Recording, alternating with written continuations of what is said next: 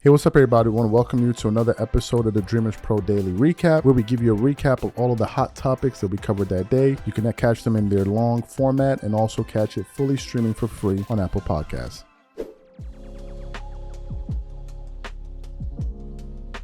As you guys know, the Olympics is about to kick off in some days. It's pretty much here. I think USA is slated to play I believe Serbia on the 28th. I could be wrong, but according to what I'm seeing, that's the preliminary round. I think they're going to be playing Serbia on July 28th. So in some days, they're going to be playing them.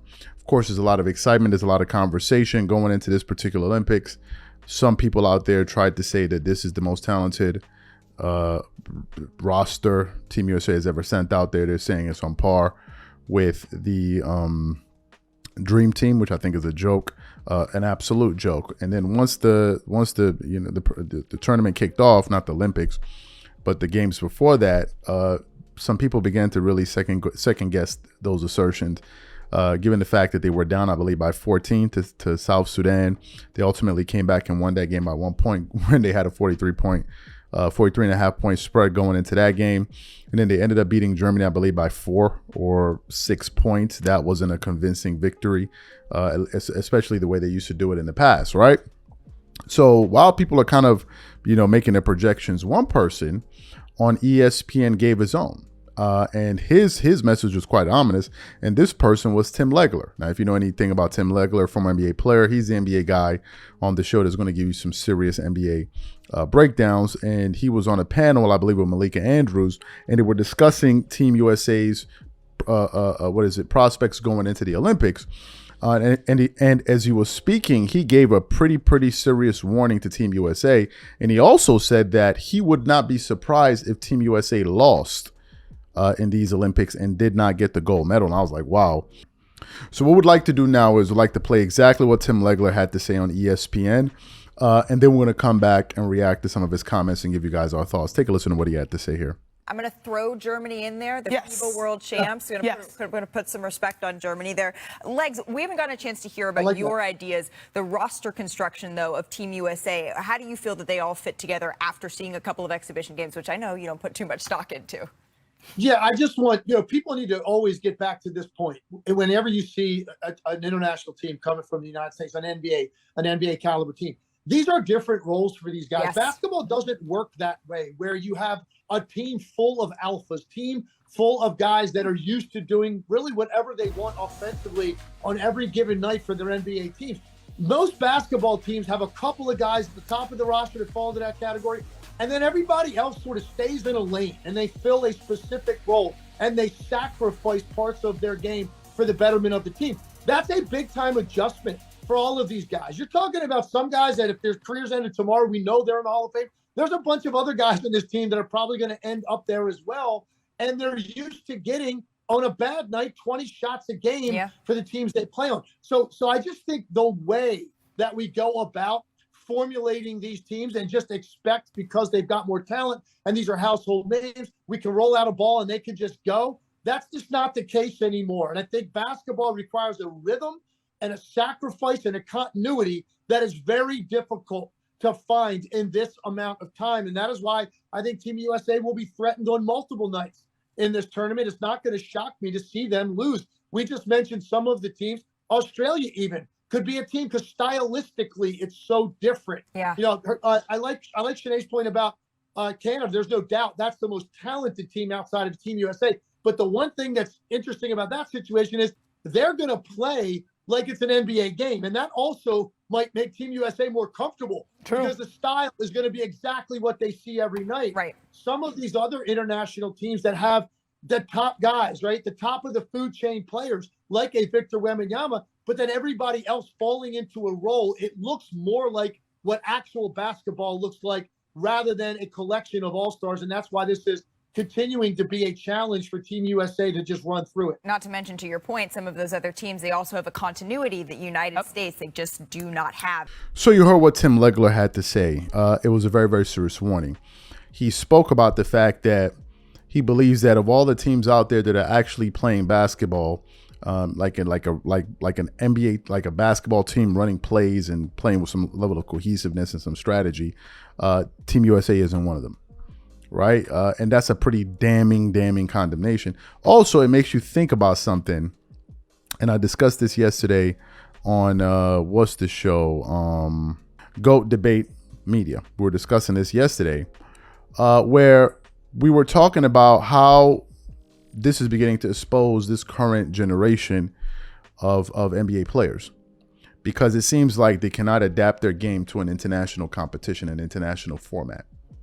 And that's a pretty damning indictment of the current crop of players that we have today. Given the way that it's marketed, and you have a lot of people out there basically saying, "Oh, these are the greatest players that we ever seen." Well, if you take them to international competition, they're struggling mightily. They're struggling mightily, and the basketball people like Tim Legler and others are beginning to notice this, right? They cannot adjust their game to the international game. That's a problem, because the USA is supposed to be the forerunners and the torchbearers in this aspect. So for them to be having struggles, because it's a totally different game. There is no 3-second rule and all of that stuff. So you play it a little bit differently. Team USA is struggling, minus all of the star power. They're barely beating some of these teams. If you look at the current roster that they're sending, you have Bam Adebayo, Devin Booker, Stephen Curry, Anthony Davis, Kevin Durant, who they're saying is most likely not going to be available for the first game. Anthony Edwards, Joel Embiid, Tyrese Halliburton, Drew Holiday, LeBron James. They replaced Kawhi Leonard with White, and they also have Jason Tatum, right? And I'm also hearing some people say, well, if Kevin Durant doesn't come back, what's Team USA's chances of winning? I'm like, really? You got all of this all-star power, and you're talking about, man, if Kevin Durant returns, well, all of this all-NBA talent on this roster. So to me, man, look, I hope Team USA doesn't lose. I'm rooting for Team USA to win, because I think it would be a horrible storyline if they found a way to not win the gold medal, especially when you have people in media out there basically twerking it up every single day on TV telling us how great this team is. It would be a serious indictment of this current crop of NBA players that we have today. Right. And you can see that the way that the game has evolved, I think the game is regressing. And Kobe Bryant spoke about this years ago. He spoke about how the fact that the NBA right now is basically accidental basketball. It's a reward system. Those are his words. He says players can't play in combination of threes and twos. And he makes a point today: drive, kick, run outs, drive, kick, shoot, drive, kick, layup, drive, kick. That's all basketball is these days. Right. Another thing worth noting is if you look at some of the scores, if you look at some of the NBA games, or if you look at NBA games, teams are scoring 114, 115, 116 points per game. But if you look at these international games, these teams are barely cracking 100 points. With all of these all-stars, with all of these great scores that we've never seen, all of these skilled players, why are the scores why are the scores so low? Why are they so low? So look, I hope Team USA doesn't lose, but it seems like the basketball people out there are noticing some chinks in their armor. So as you guys know, ESPN about a week or so ago published one of the stupidest lists in terms of rankings I have probably ever seen in my life from the Worldwide Leader Sports. I believe they published their ranking, 10 days ago. Yeah. Just about 10 days ago or so on July 18th. ESPN released its rankings for the top 100 professional athletes since 2000, right? And it was an all-time clown show of a list. I'm just gonna go from players number. Let's go from players 14. 14, they had Stephen Curry. 13, they had Cristiano Ronaldo. We can just stop the show right there. We can stop the show. Right there. They should have just thrown that list in the garbage after that. Then they had Rafael Nadal. They had him at 12. They had Novak at 11. They had Kobe Bryant at 10. They had Usain Bolt at 9. They had Tiger Woods at 8. They had Simone Biles at 7. 6, they had Roger Federer. 5th, they had Tom Brady. 4th, they had LeBron. 3rd, they had Messi. 2nd, they had Serena Williams. And number 1, they had Michael Phelps. I mean, just a stupid list. right? A stupid list. No matter how you break it down, it's just a horrible list, horrible sports list. It looks like this list was probably made by people that haven't probably spent more than 15 minutes outside the United States. It's just a stupid list. There's no other way to say it. But it seems like one particular ranking stood out, and that's what they were discussing, I believe, just a day or two ago on ESPN First Take. And it was about where LeBron and Tom Brady ranked. On the list I just read off, they had LeBron ranked as the number 4th player and Tom Brady ranked as the 5th player. Well, during when Stephen A. Smith returned to the second, I think he was gone for some days, they came back and they were asking him, does he agree with LeBron being ranked higher than Tom Brady? And what he said absolutely sent LeBron James fans into a frenzy. So what we'd like to do now is we'd like to play exactly what Stephen A. Smith had to say. It's only about a 20-second clip. And then we're going to come back and react to his comments. Take a listen to him here. Stephen A., should LeBron be above Brady as a top athlete of the 2000s? No, he should not. Brady's a 7-time champion, period. LeBron's 4. Brady's 7-3 and 10 trips to the Super Bowl. LeBron is 4-6. It's just that simple to me. LeBron deserves to be up there. I think they both deserve to be higher, but I'd put Brady higher than LeBron. So you heard what Stephen A. Smith had to say. Let me read what some people said out, because this clip we got it from, I believe it was from First Take's Twitter account, X account. Let me read some of the responses. 7 Super Bowls is much harder than the NBA Finals. You got one person goes, that's laughable. Stephen A. Smith is a clown. His infatuation for MJ blinds him. LeBron is the GOAT. Another person said, LeBron ain't got no cheating allegations either. Don't forget that. Another person said, okay, it's not about athleticism. Another person said, Brady went to Congress to plead a case of not cheating in the playoffs. They were caught cheating multiple times. Once directly for the air out of the footballs. What are you talking about? Your opinions are getting closer to Skip Bayless every day. Some more people said, ain't no way, boy. Another person said, Brady over Braun as a professional athlete? Hell nah. Brady over Braun as a professional championship winner? Hell yeah. Hell yeah.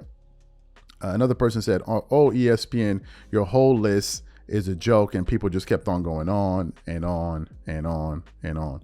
Now, if you listen to Stephen A. Smith's reasoning, he distilled it down to basically saying that, look, Brady won more championships. He has a higher winning percentage in the finals. LeBron is 4-6 in the finals. That was his point right there. Then he says something towards the tail end of what he said. He goes, I believe Brady should be ahead of LeBron, who Brady's at 5th, right? And LeBron is at 4th. But then he said, but I also believe the two of them should be higher on the list. So if Brady and LeBron occupy 2 of the top 5 spots, and you're saying that both of them are too low, one would assume that you're saying that they should either be in the top 1 or 2 or the top 2 or 3. Stephen A. Smith is getting paid $25 million. You're about to sign a $25 million a year contract to talk sports. And you went on national TV and said that LeBron James and Tom Brady should be ranked as in the top 3 of the 100 athletes since the year 2000. What? Like, that's ESPN for you. Stephen A. Smith, I don't even know what the hell he's even talking about. Like, I don't even know what the hell he's even. Brady probably would crack the top 5, but I don't think he does. Just my view. Who do I think should be in the top 5? I think it should be, in no particular order, Usain Bolt, Michael Phelps, the greatest Olympian of all time, fastest man to ever live. Then you have Cristiano Ronaldo, no brainer. Messi, no brainer. And I would start looking at people like Floyd Mayweather. I would. Then I will start considering some of these, start to consider some of these other guys. And I'm a huge Formula One fan. I would definitely have Michael Schumacher and Lewis Hamilton somewhere in the mix. I mean, Formula One, I mean, they're only a select amount of people that can actually sit in a Formula One car and do a lap without passing out. Like, it's a totally different level. Some people are losing like kilograms of weight. Some people say, how do you don't understand? That's because you don't know anything about it. That's why you're saying that. But as somebody that follows that sport, and I know how difficult it is, I would definitely include either Hamilton or Michael Schumacher up there. But to say that LeBron and Tom Brady should be like top 3, that's a joke. But then again, ESPN is a joke as a whole, and this is just another example. Now, you guys know Nick Wright is one of the biggest trolls that we have going in sports. Like, it's not even a question. Nick Wright is easily one of the biggest trolls we got going in the sports media business. But he's found a way to troll with a straight face, right? He has a suit, he has a beard. He looks like somebody serious. So whenever he speaks, for some reason or the other, some people decide to take Nick Wright's point seriously. I don't know why. Like, maybe I need to grow a beard, put on a suit every single day. Maybe some of y'all will start taking me seriously. I don't know. But as you guys know, Team USA is embarking on another quest to win another gold medal, right? And in the midst of that, there have been various storylines that have been coming out of that. You've been seeing some of the games that they played against South Sudan, against Germany. LeBron came up pretty big for the team there. Then they released the information that I think the players voted, and they voted LeBron James as the best player on the team. No problem, whatever. That's their freedom. That's their right. They can say whatever the hell they want to say. But then Nick Wright, in typical Nick Wright fashion, decided to take it a step further. He decided that, look, the level of insanity that I've been displaying over the last few years isn't enough. The honey rubbing is just not enough, and I think it's time that I take it to the next level. And that's exactly what Nick Wright did on his podcast, right? Nick Wright went on his podcast, and I believe he was hosting it with his son, or his son was a moderator. I don't know. I'm assuming so. And he goes on to give, I believe, his most insane take of the 2024 calendar that just proves that Nick Wright is just, he's just an absolute lunatic when it comes to these LeBron James takes. And some of you guys may be wondering, what did he say? Nick Wright had the nerve to say that he believes that LeBron James is the best American player that the United States currently has. For those of you who didn't hear what Nick Wright had to say, I want to play for you now. Take a listen to this madness. Instead, he's the best player.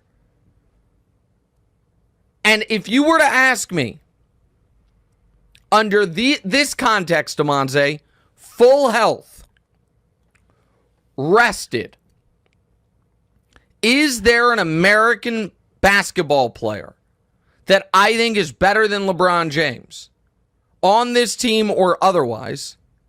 The answer is no. At this moment? I don't. This moment. Yeah, I don't think there's I don't. So here's the thing. If you want to say in the rankings of players, right? And I know Shea's not an American, but we'll include him. Take out the big 3.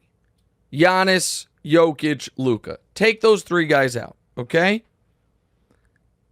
Any other player in the league, if you want to say, well, because LeBron can't do it 80 nights a year because of his age, because he's more of an injury risk than some of these guys because of his age, I am going to have Jalen Brunson above LeBron on my player hierarchy. Fine. I'll agree, disagree, whatever. I'll listen to it. That's a separate question. If the question is this, we've got 3 games in the next 10 days. I'm guaranteeing you health for everyone involved. Other than the big 3, Jokic, Luka, Giannis. Of every basketball player alive, who is your top draft pick? The fact that the answer to that question might very well be LeBron James at age 39 headed into year 22 is so incomprehensible, folks don't even want to acknowledge that that's what's happening. How can anyone we are watching LeBron on a team with Jason Tatum. Does anyone actually think Tatum's better at basketball if they're both healthy? We're watching him on a team with Steph Curry. You know who doesn't think Steph Curry's better than LeBron? Steph Curry. We're watching him on a team with Anthony Edwards. You know who thinks the best player on that team is LeBron James? Anthony Edwards. The only guy who seems to have real questions about it is Joel Embiid. With his insane quotes he's giving out when Embiid right now should lose his starting spot to Anthony Davis, who has probably been the second best player on Team USA. What did Embiid say? It is truly unreal that LeBron is the best player on Team USA at this point, at this stage of his career, at this stage, at this age. So you heard what Nick Wright had to say. He believes that LeBron James is currently the best player that the USA has to offer. Before producing this show, we decided to run a poll. 2 polls, actually. The first poll was the following, and we asked the audience. You guys can go there and vote. We published this poll about 39 minutes ago. By the time you guys see it, it'll be hours since it's been out, so make sure you vote. We asked the following question. Who's the Lakers' best player? Out of the 700 people that have voted, 30% voted for LeBron, 70% voted for Anthony Davis. If you watch the Lakers play, it is clear to see that Anthony Davis is the best player on that team. Like, it's clear. When they were talking about the Nuggets series, the game changer that we're talking about was who? Anthony Davis, right? That's the person. He's the X factor. So it is clear that LeBron is not even the best player on his own team. Then I put up another poll, and the poll was the following. Who's the best American basketball player? So far, about 400 people have voted. 36% voted for Anthony Edwards. 13% voted for Jason Tatum. 32% voted for LeBron James, 13% voted for Jaylen Brown, and 6% voted for Joel Embiid. All right, and I think some people are voting for Joel Embiid like that because of his injuries. Here are my current top 10 players in the NBA. We even go to top 12. Top 10 players in the NBA. All right? The top 10 players are the following. My view. Nikola Jokic at number 1. Giannis Antetokounmpo number 2. Luka Doncic at number 3. Joel Embiid at number 4. SGA at number 5. Anthony Edwards at number 6. Ja Morant at number 7. Jason Tatum at number 8. Anthony Davis at number 9. Jaylen Brown at number 10. LeBron James at number 11. Kevin Durant at number 12. That's where I stopped the list. Right there. That's where I stopped the list at. I believe that all of these guys are better than all of them. All of them. Because some of those guys can actually play defense. And some of them who can't play defense to that level, what they give you on the offensive side, the premium they give you on the offensive side with the playmaking is much, much greater than what LeBron gives you in an NBA game. And you just need to look at the impact of his games, of him playing. All those other guys impact winning. LeBron doesn't. That's another difference. Joker does. Giannis does. Luka does. Joel Embiid does when he's healthy. Joel Embiid, what he led the year before he won the MVP. The year before he won the MVP. This year, if he was healthy, some people were going to say he was going to win the MVP. So you have him. You have SGA, who some people are saying should have won the MVP. You have Anthony Edwards, who people are saying is probably the best player in the world, or the best American player, whatever. That's what they were saying, right? And he's another player. All of these guys are just listed. Their production leads to actual victories. You have him. You have Ja Morant. When he's playing and he's healthy, his team is always good. The Memphis Grizzlies. Jason Tatum, his team was the best team in the Eastern Conference. And they made quick work of the Dallas Mavericks in the NBA Finals. You have Anthony Davis, who I believe is the Lakers' best player, one of the most versatile players in the NBA. Jaylen Brown, well, all Jaylen Brown is just the Finals MVP. Then you have LeBron, then you have the Kevin Durant. But look, Nick Wright is looking at this thing from an Olympics team that is highly based on politics more than actual basketball. A lot of what you're seeing going on right now with the Olympics and the marketing with the team, it's all politics and marketing. It's all politics and marketing. Very little to do with actual basketball. And the evidence is in the fact that when they had to replace Kawhi Leonard, they didn't bring in the Finals MVP. That should tell you everything you need to know about this Olympics team. They didn't even consider Kyrie Irving They didn't even consider Kyrie Irving. They didn't even look in his direction. But what you're seeing is supposed to indicate who the best players in the world. Let's stop. When the real competition begins, when the NBA season begins, it is clear to see who the best players in the world are. But this is Nick Wright for you, man. This is just Nick Wright. Just up there twerking it up all over the place, knocking over drinks, pouring honey all over the table. Just basically causing a mess, running through the woods with his torch, hollering, screaming, fighting bears for honey, wrestling jars of honey out of bears' hands in the woods. Just all kind of crazy nonsense. This is Nick Wright for you.